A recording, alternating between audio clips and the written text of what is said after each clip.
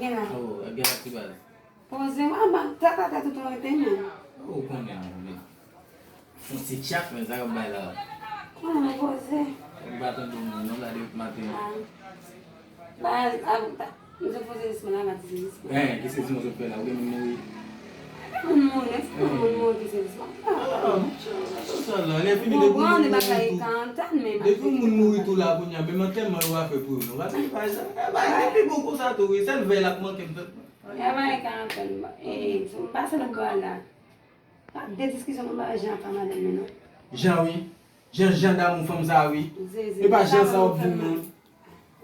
Jan moun sa ou ren me yo da moun, sa pase ou men. Dan le men yon kesyon de tanka fet si moun. Jen gen le... Ou di mese yo pa fwale yo jen. Yo pa jen jen, ou pe de fwa jen vije de ti moun. Kou men bang avet ti moun, fi yo va deside et avek. Woy! Se kaman reaji moun. Ay foud! Sa fèm mal men. Sa an belen se peye pou mese yo apre fwa jen vije de ti moun.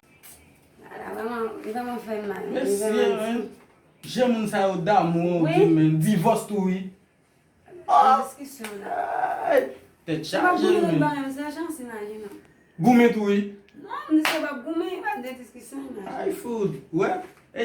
Si ete fia pat ka fe petit men, jen tap kebe fia. Agak non? Wè la fi men. Ase jen da moun, pi men, sa mwen di koman jen pa fe viv san kom sa. Mwen,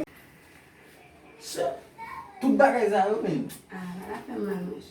Wè si ete fom nan pat ka fe petit, jen tap aset tel nan kay la men. Sa yi sa mati sa, tout mwen di. Wè, pwede sam, wè men, wè bat. Mge yon nan dan la, mach ton sak diri.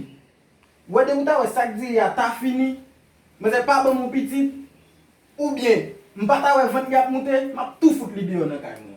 Mwen di sa. Bye.